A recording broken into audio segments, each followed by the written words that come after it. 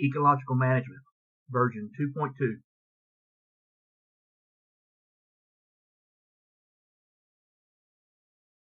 Our objectives for ecological management are to summarize how a soil health management system impacts nutrient management, carbon or soil organic matter management, water management in the water cycle, and pest management.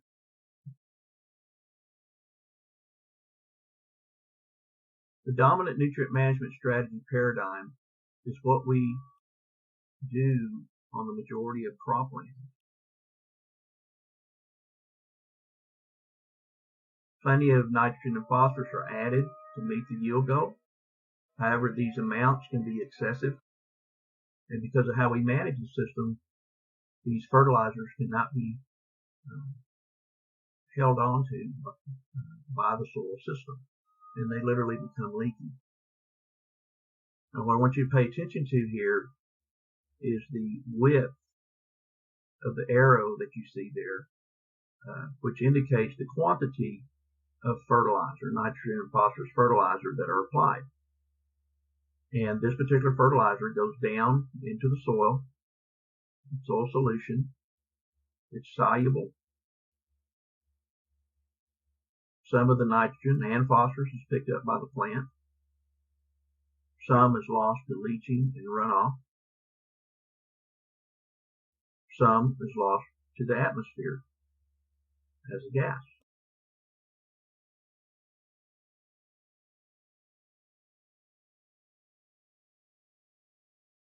We also get a lot of phosphorus, which is fixed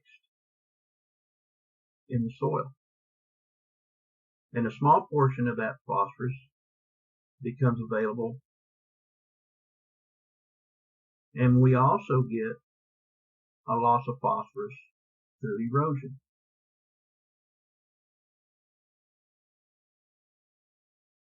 Also in this paradigm, little plant residue returns to the soil, thus depleting soil organic matter, topsoil, and of course, soil biology. This leads to less nitrogen and phosphorus mineralization.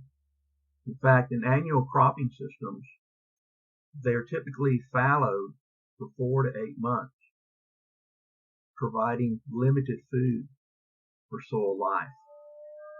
And even in perennial systems, we have a lot of bare floor, bare exposed soil, and then it is also, limiting because of that.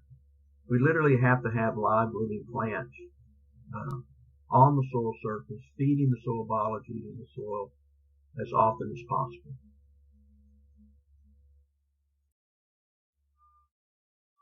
The 4R nutrient management strategy paradigm is simply a tweaking of the dominant nutrient management paradigm. Now, there are several methods, that are being used within this system in order to achieve a 4R strategy. And a 4R strategy includes, application of fertilizer of the right source, the right rate, the right time, the right placement of that particular fertilizer. And there are several methods, such as side dressing, banding, split application, use of nitrification inhibitors.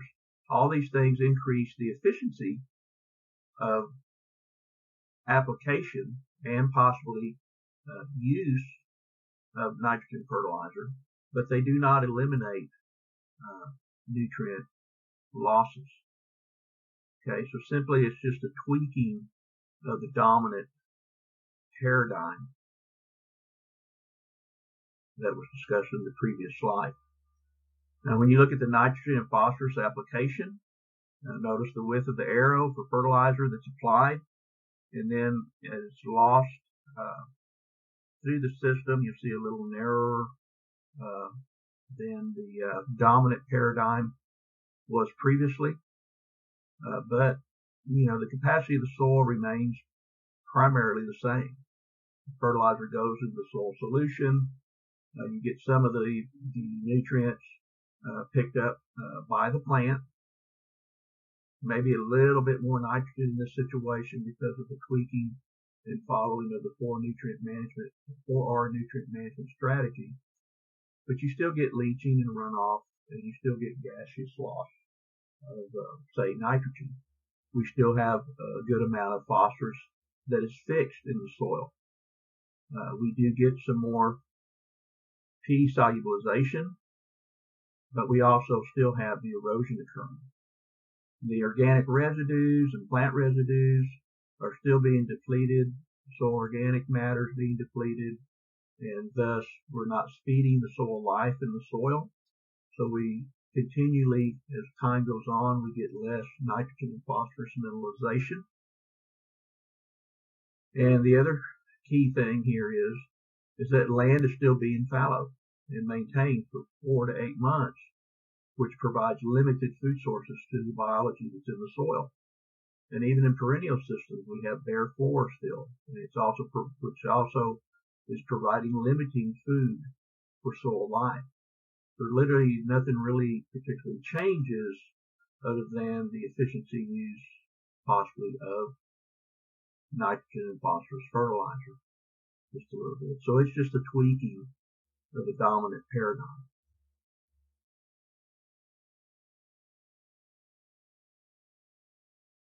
In the previous two paradigms that we just discussed, there is one thing in common.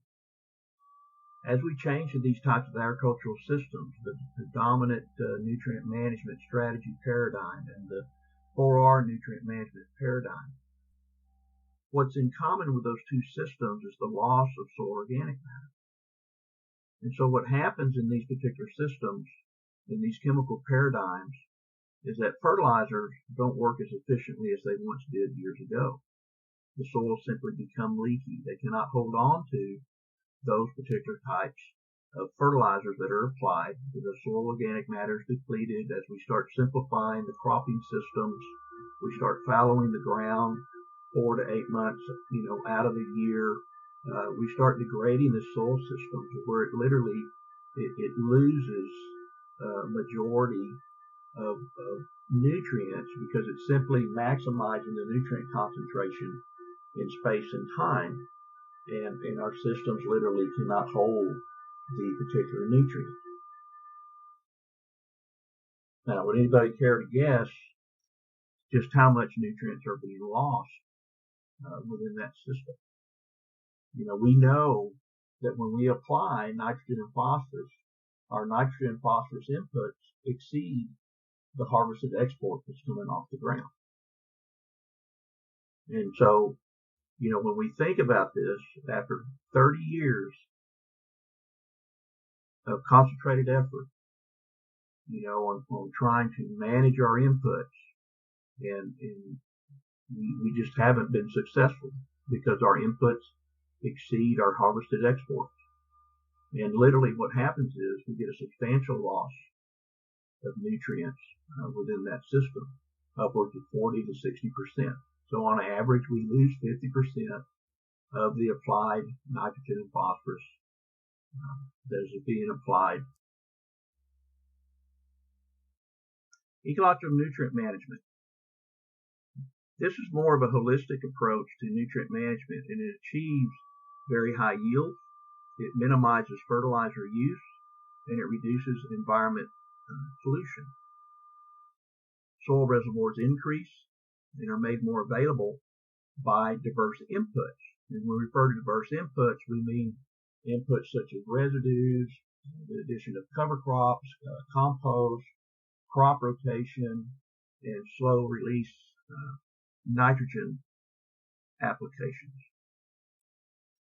We also tend to minimize tillage to preserve the residues on top of the soil surface and to protect the soil life, that help us to recycle nutrients within the system.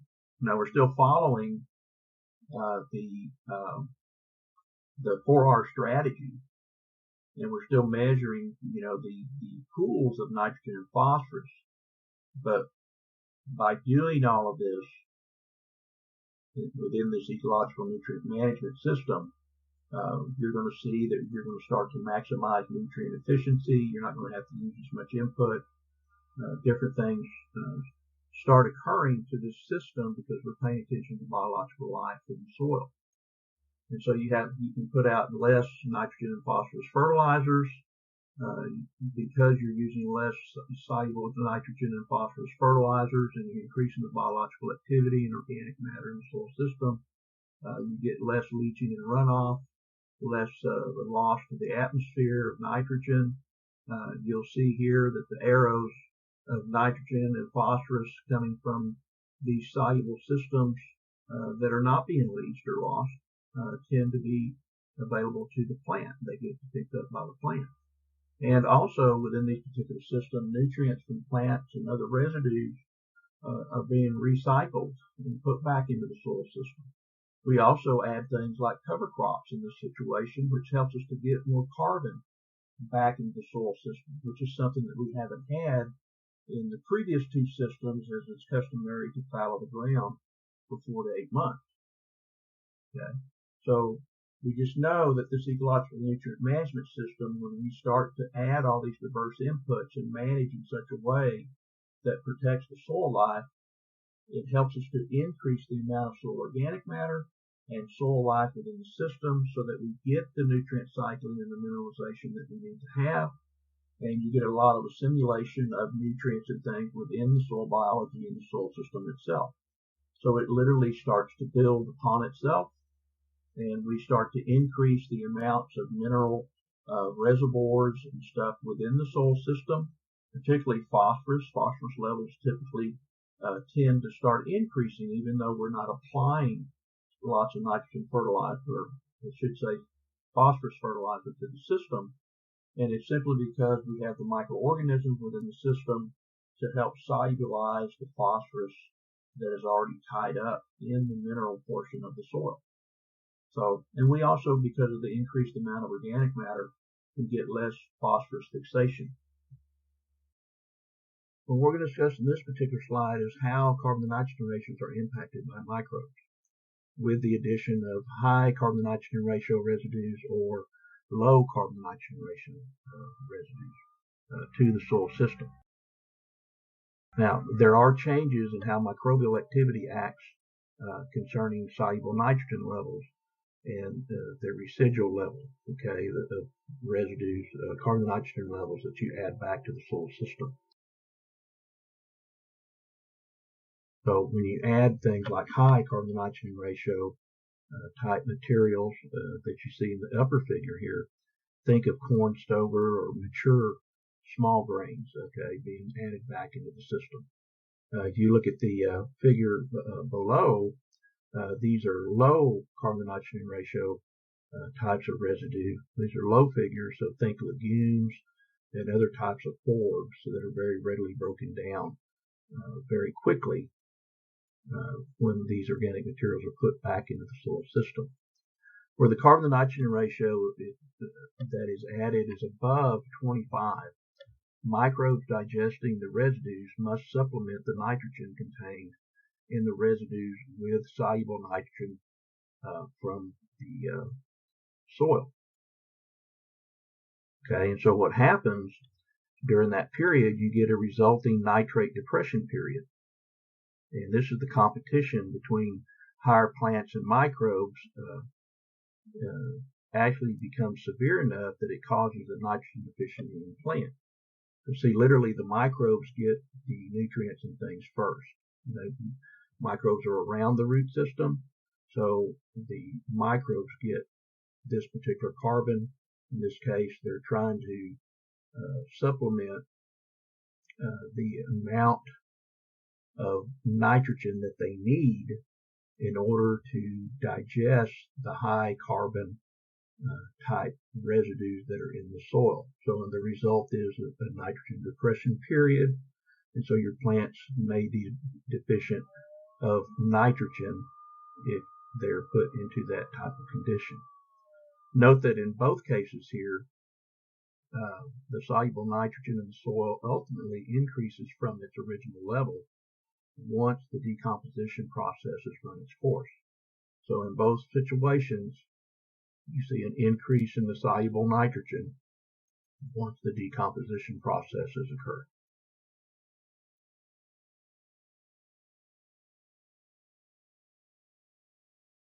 Okay, carbon to nitrogen ratios of various plants. Now, understanding plant species growth stage and relationship to carbon to nitrogen ratios, this is very key to overall strategies when transforming to soil health management systems. Now, what we want to do here is we want to review the chart in these various situations and the carbon to nitrogen ratios within these particular plant materials. Notice that rye has varying carbon to nitrogen ratio depending on when it is terminated.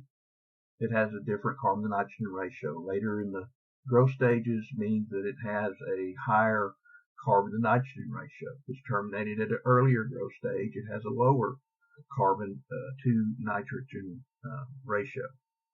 And so low carbon to nitrogen ratio plants that you see here, which include things like radish and crimson clover and ryegrass, young alfalfa, these particular types of plant materials provide very quick breakdown. Now there can be some advantages and disadvantages to this material breaking down very, very quickly. The advantages are that it could supply a quick and high level of nitrogen. If we were to use these particular plant materials as a green manure crop, it was put back into the soil system.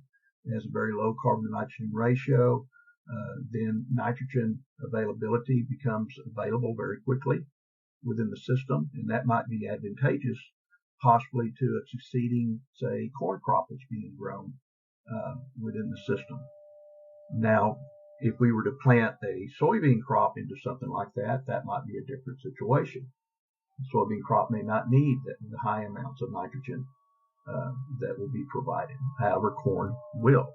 So those are some of the advantages right there and some of the disadvantages. And the disadvantages could also be that when you supply a green manure crop back to the soil system, you could create an excess of nitrogen or nitrate. And just as if you were to apply high amounts of inorganic nitrogen fertilizer. So we have to be very careful and be very understanding of the carbon to nitrogen ratios within our cropping or cover crop systems. Okay. So the whole idea is to provide diversity and to make sure that you have a diverseness of covers that have various carbon to nitrogen ratios within the system to support the biological activity. Now, within these ecological management systems, when we talk about nutrient management, we have to discuss mineralization versus immobilization. Mineralization within a system is the process by which microbes decompose organic nitrogen from manure, organic matter, and crop residue to ammonium. Okay, and because it is a biological process, the rates of mineralization vary with, say, soil temperature. Biological activity increases for every 10 degrees Celsius that we have, and then, of course, moisture. And we know that when systems are dry, biological activity is less. As we start to get moisture added back into the system, we tend to get more biological activity. And also, the amount of biological activity can be limited by the amount of oxygen that's actually in the soil. So many times, compacted conditions lead to less aerobic biological activity, which means that we'll get less mineralization of particular nutrients. Now, we also have what is considered to be immobilization, and this is the reverse of mineralization. All living things require nitrogen, therefore microorganisms in the soil compete with crops for nitrogen. Now, immobilization refers to the process in which nitrate and ammonium are taken up by the soil organisms themselves and therefore they become unavailable to crops.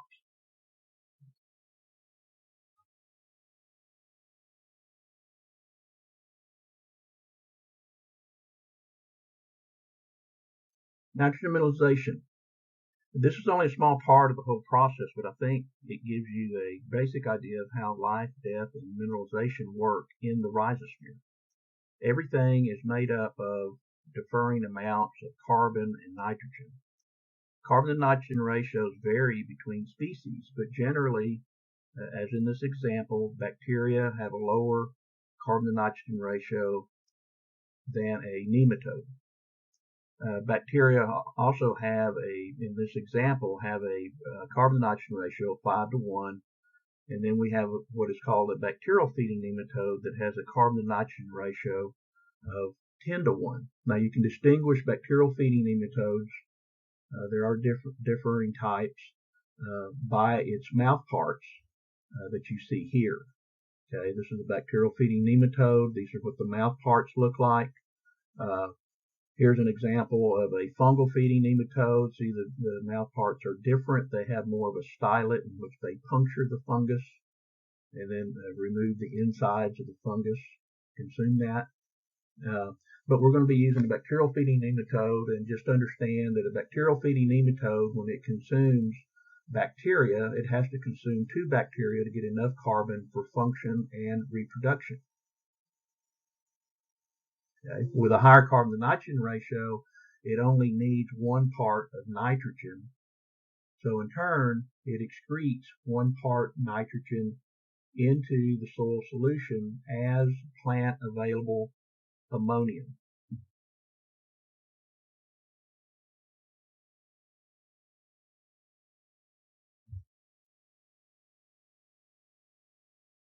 Now let's discuss reduction of nitrogen loss. Ammonium that is put into the soil solution is transformed into nitrate by nitrifying bacteria. First, the ammonium is converted into nitrite by nitrosomonas bacteria, and then from nitrite it's converted into nitrate by nitrobacter bacteria. This nitrate is highly soluble, especially if nitrogen is applied during the winter time of the year. But also nitrogen leaching can be significant even without the fall nitrogen application. It can happen during the time that the crop is actually growing if nitrogen application occurs even at that time. Now there are ways for us to manage the residue that is on the soil surface for nitrogen retention. And here's an example that you see here. You see there's corn being planted into a cereal. Okay, do you want all of your nitrogen, possibly being tied up within the system? That could possibly happen in this particular case, depending on the maturity and whether the cereal that this particular crop is being planted into is of a high carbon to nitrogen ratio. Now we're going to discuss nitrogen immobilization, which is a small part of the life, death, mineralization, and mobilization processes that happen in the rhizosphere. In this particular scenario, this particular microbe, the bacteria, which has a carbon nitrogen ratio of 5 to 1, is going to consume enough carbon from the rye for respiration and body structure. So it's going to consume enough carbon, 5 carbons, and it's going to consume 1 part nitrogen in this situation. Okay, but there's a lot of carbon left over. So if we exponentially multiply this out over billions of microbes, that they will get their carbon, but the nitrogen is gone, they will start working on the nitrogen that's in the soil. And so what eventually happens is that your cereal that comes up, say in a residue like that, high carbon to nitrogen ratio, is going to be starved for nitrogen. Okay, so therefore you need to feed additional nitrogen to your plant because it's all being tied up in the soil itself because of the high carbon to nitrogen ratio and the fact that the bacteria have a low carbon to nitrogen ratio. The actual bacteria are getting nitrogen and consuming more nitrogen in the soil in order to process the high carbon to nitrogen ratio cover.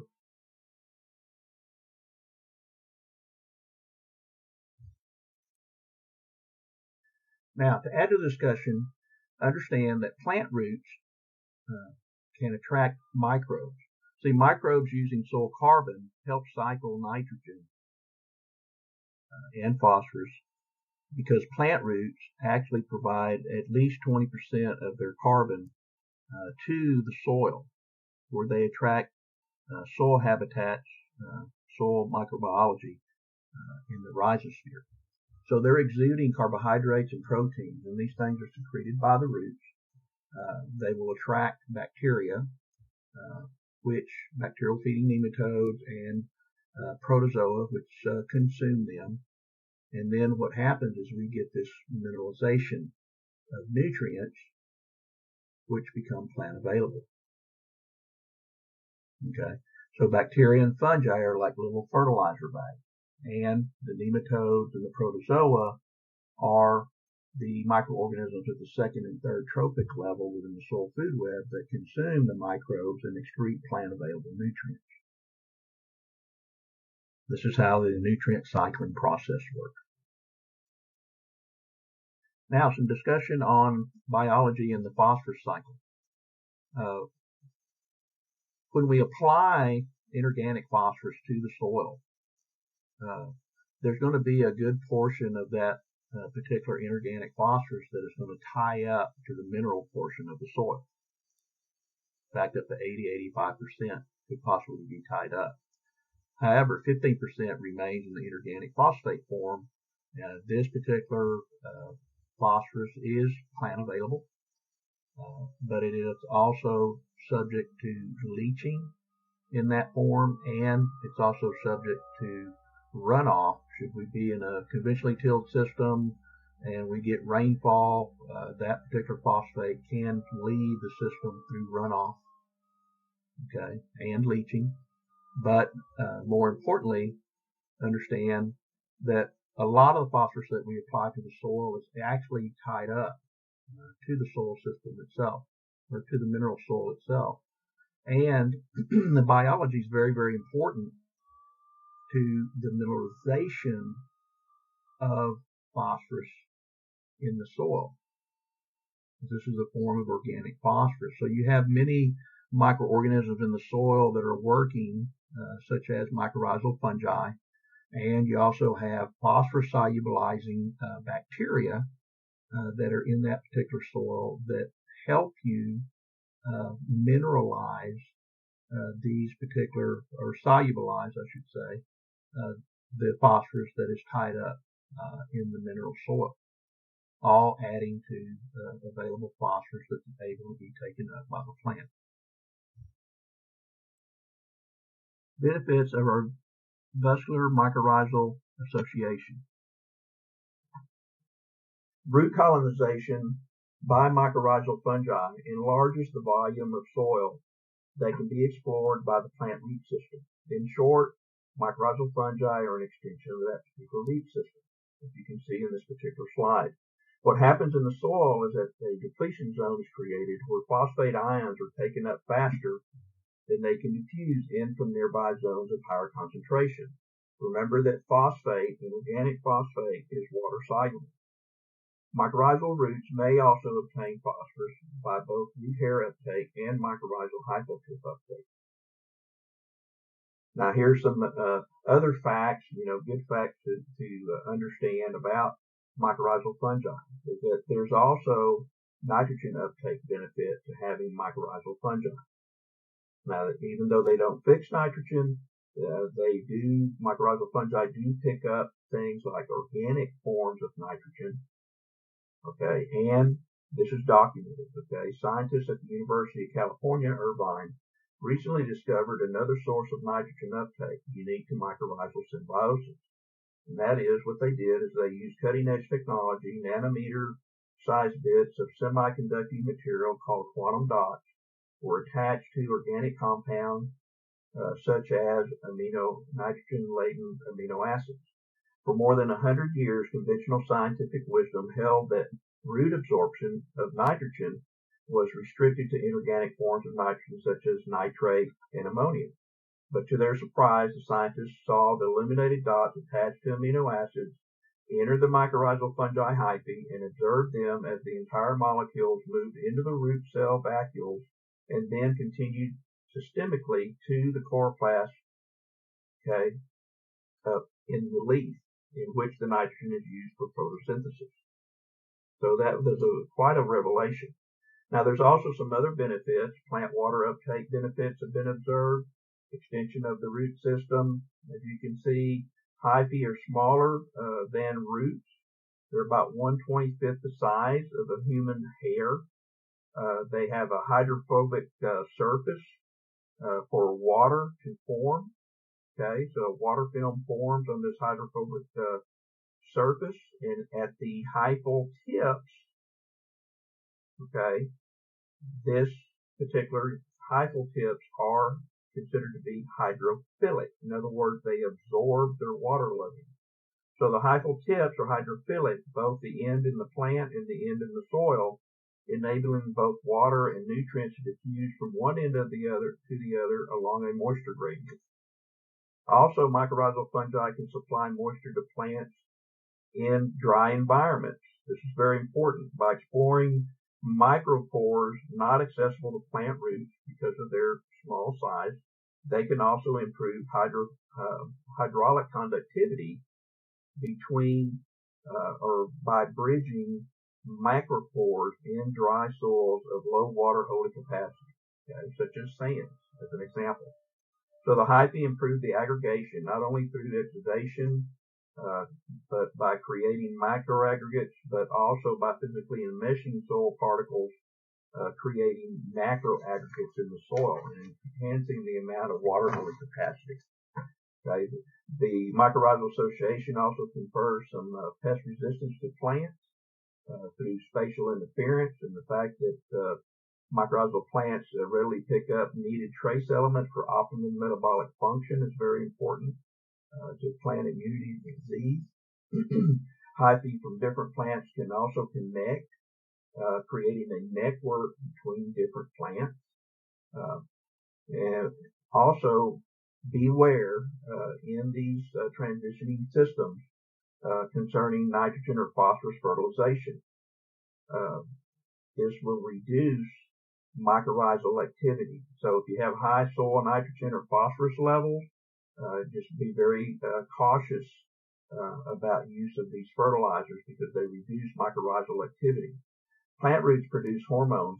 They're called strigolactones that control root extension, lateral root development, and the production of root hairs. The presence of strigolactones in soil also stimulates colonization by mycorrhizal fungi. So these vigorous root systems and symbiotic relationships with mycorrhizal fungi are essential for maximizing the ability of crop plants to obtain water, nitrogen, phosphorus, potassium, sulfur, calcium, magnesium, and a wide variety of trace elements such as zinc, copper, boron, manganese, and molybdenum. So you can see the importance of having a mycorrhizal association, and the application of large quantities of this water-soluble phosphorus, such as that found in superphosphate, like monoammonium phosphate or diammonium phosphate, inhibits strigolactone production by plant roots. And that is the use of these products or whatever reduce root extension, root hair development, and the colonization by mycorrhizal fungi. So be very careful with your use of fertilizers. Okay. The last fact: plants colonized by mycorrhizal fungi. Here's an interesting fact: is that they can grow 10 to 20% faster than non-colonized plants, even though they are giving away 40 to 50% of their photosynthate to support mycorrhizal networks. This photosynthate is the soluble carbon that the plant fixed from carbon dioxide and sunlight in photosynthesis. But one of the reasons for this apparent paradox is that plants colonized by mycorrhizae exhibit higher leaf chlorophyll content and higher rates of photosynthesis, okay, than non-colonized plants. Remember, these are biological processes, and this enables them to fix greater quantities of carbon for transfer to fungal hyphae in the soil.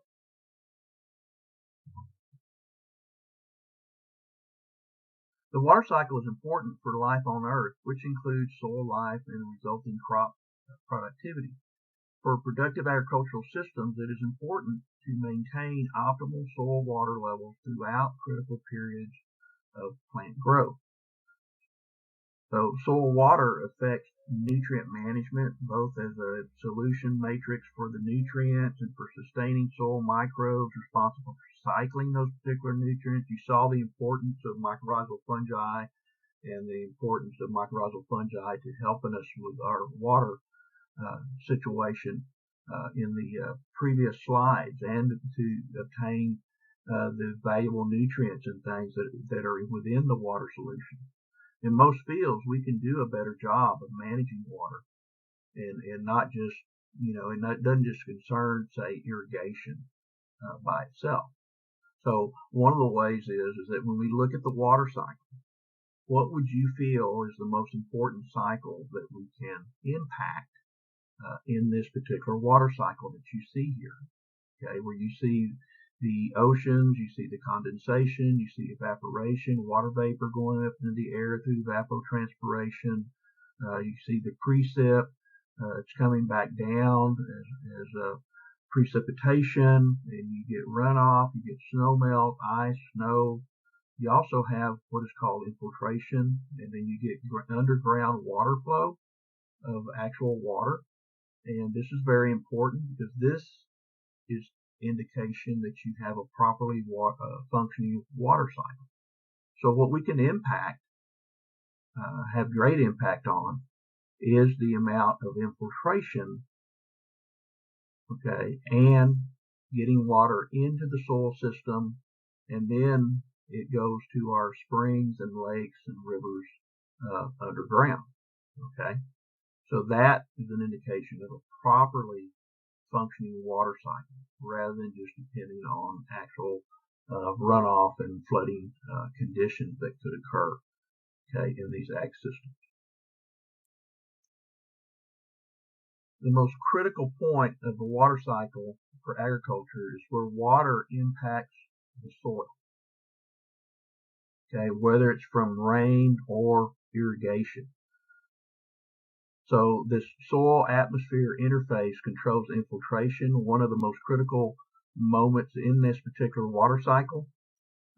Soil aggregate instability in these situations leads to soil for plugging, ponding, runoff, and water quality problems. So when you have rainfall or you have irrigation, does a drop of rain go in? Does it run off to the side? Does it sit there? Does it pond? Okay, this is one of the greatest management concerns that we have in soil health, and it's one that is most affected by soil health practices. So we want to do everything to enhance soil aggregate stability, because this supports infiltration and soil profile storage and groundwater recharge.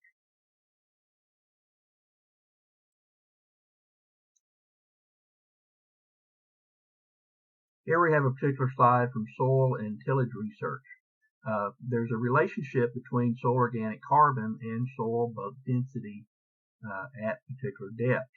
Okay, these are particular soil surface soil samples, and so when we look at this, soil organic carbon and bulk density is literally the porosity or airspace within a particular soil. These things are often strongly correlated, so that soil function is related to water. Can be inferred from either of these particular measurements. So in other words, as the soil bulk density goes down, okay, and the soil becomes more porous, you'll start to notice that that's also has correlation to increasing the amount of soil organic carbon within the soil. Okay, so when you have an increasing bulk density, that means that you're losing soil organic carbon out of that particular soil.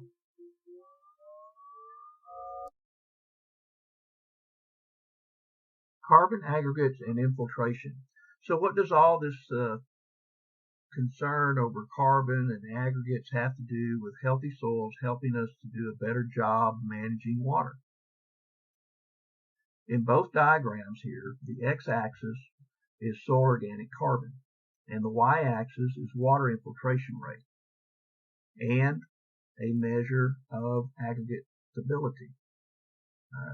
Actually, looking at the right figure is looking at aggregate mean weight diameter. As soil organic carbon increased, water infiltration and aggregate stability also increased, as you can see. Mean weight diameter, or MWD, as you see here in the particular slide, is mean weight diameter, and it's a measure of the relative water stability of soil aggregates. The higher the values, the greater the number of water-stable aggregates in the soil volume. Now, these two figures are not implying correlation between infiltration and mean weight diameter, but as soil organic carbon, and by implication mean weight diameter, it increases, and water infiltration rates increase. Okay, so as those soil organic carbon increases, water infiltration rates increase. So a very important correlation in a soil health system. Now, here is another important point in ecological management, is that in this particular figure, the microbiome comes to the rescue. Okay, this is a model of recruitment and activation of beneficials by the plant upon attack. Infected plants perceive pathogen invasion in roots or shoots, and they subsequently increase the secretion of microbe stimulatory compounds in non-infected roots. These stimulants can recruit and they activate plant beneficial microorganisms. Beneficial microorganisms can induce resistance, and green arrows that you see here directly or produce pathogen inhibitory compounds, as the one that you see here in the red block arrow. But some of the pathogens produce inhibitory compounds that are known to induce resistance themselves. So these plants are recruiting and supporting beneficial microbes within the soil system. Plants benefit from microbes, and soil microbes suppress crop pathogens. What we have here is just an illustration of a suppressive soil, one that suppresses disease, and a conducive soil, one that is conducive to disease incidence. Okay, and now what we're going to show you here is that you have an incidence where 90% conducive soil is added back to this particular experiment, and then 10% is suppressive soil. And what you see here is you see that when that occurs, when the rhizotonia suppressive soil was heated to 50 degrees, and then they used, you just see that the suppressiveness was partially lost. Okay, and you also see that the treatment at 80 degrees Celsius resulted in complete loss of disease suppressiveness. So that's the red dotted or dashed line that you see here. Okay, so what we have here is just an illustration that disease incidence increases to a level similar to that of the disease-conducive soil, which is what you see here in the red lines. Okay, the soil transfer experiments happened to be where the small amounts of suppressive soil were mixed with conducive soil prior to plant cultivation. And what they showed was that in a 1:9 ratio of Rhizoctonia suppressive soil to conducive soil, disease suppressiveness was partially transferred. Okay, so we did get some effect, okay, in suppression of the Rhizoctonia. So collectively, these results indicate that disease suppressiveness toward Rhizoctonia solani was microbiological in nature. So the more microbiology, the more biology we have in that particular soil, the less incidence of disease. Covers and weed management. Now, having cover on the ground reduces sunlight from reaching the soil surface, okay, thus reducing weed seed germination. Also, having covers on the ground may alter the microenvironment during weed seed germination. So we may have altered particular temperatures. The soil may not warm up as quickly. So that all these types of microenvironmental types of things affect weed seed germination. We can also have a release of chemicals from roots or decaying residue, which inhibit weed seed germination. This is known as allelopathy. Okay, so that can be going on. And also, by having these covers on the ground, you improve overall soil health to enhance crop vigor. Always remember that these particular covers that are on top of the soil surface are being worked on by the microorganisms underneath, and the microorganisms are decomposing, they're mineralizing, they're immobilizing, they're actually creating a nutrient cycle from that particular cover that is out there, and that's beneficial to the overall health and vigor of that particular crop. I'm going to talk about the residue effect on Palmer amaranth. In this particular slide, in this particular illustration, cover crops were planted into wheat stubble before planting of grain sorghum. And what these figures illustrate, if you look at the particular figures, they're looking at cover crop biomass in tons per acre over on the left axis. Okay, and over on the right axis, they're looking at Palmer amaranth density, plants per foot squared, in both of these particular figures.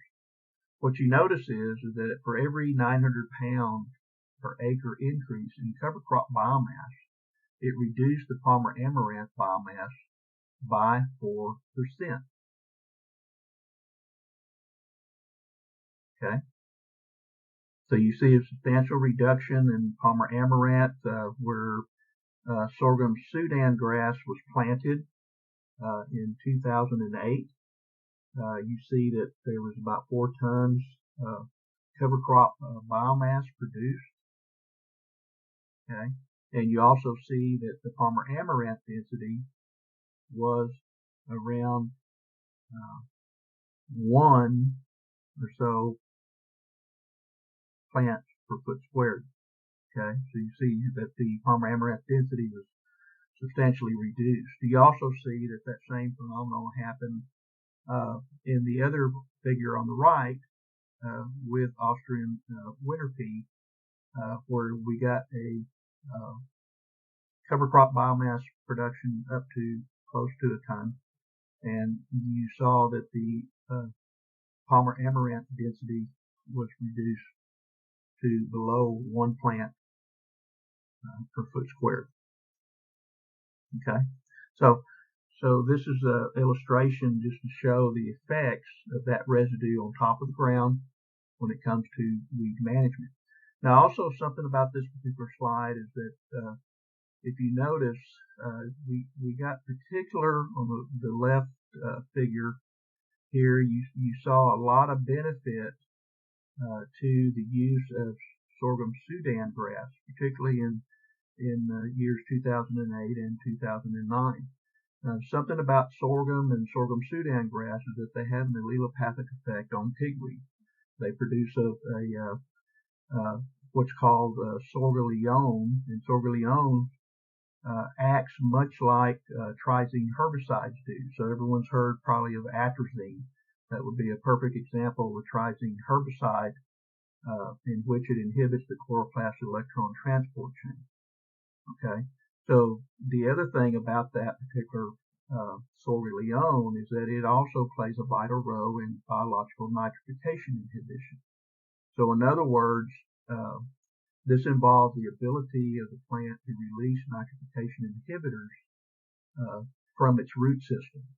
So what happens in the soil system is that the ammonium that's produced during the mineralization process, okay, does not get converted. The ammonium thus that's produced in that process is not converted into nitrate because of this production of sorghum. Sorghum is actually a nitrification inhibitor when it is exuded into the soil. Now, not all plants do that. Some of these things have been bred out as far as traits out of grain sorghum or out of the forages, but some do. So I just want to bring that to your attention, and just know that there are a lot of effects, particularly when you have residue on top of the soil surface, and you have particular root exudates that are influencing the types of biology that are in the soil.